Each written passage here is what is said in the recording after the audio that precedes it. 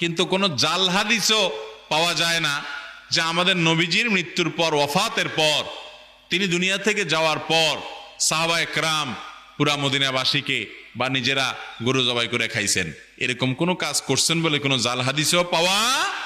তাইলে আমরা কোত্থেকে পাইলাম এটা? অতএব এগুলোর বিরুদ্ধে আমরা সোচ্চার হব তো ইনশাআল্লাহ।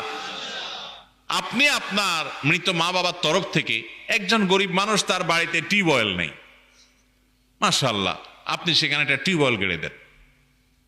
একজন গরিব মানুষ তার বাসায় আপনি এক বস্তা চাল কিনে দেন। আপনি একটা মাদ্রাসাতে কোন নির্মাণের কাজ চলে, সাদকায়ে জারিয়ামূলক কাজ, এটা সবচেয়ে দরকারি, সেখানে আপনি কয়টা ইট কিনে দেন, 2 বস্তা সিমেন্ট কিনে দেন, একটু রড কিনে দেন, কিছু টাকা কিনে দেন, টাকা দেন। মসজিদের মধ্যে কিছু সাদকায়ে জারিয়ামূলক খাতে দান করেন। এরকম কিছু করেন যেটা দীর্ঘদিন টিকে থাকবে, এর সওয়াব তিনি পেতে থাকবেন।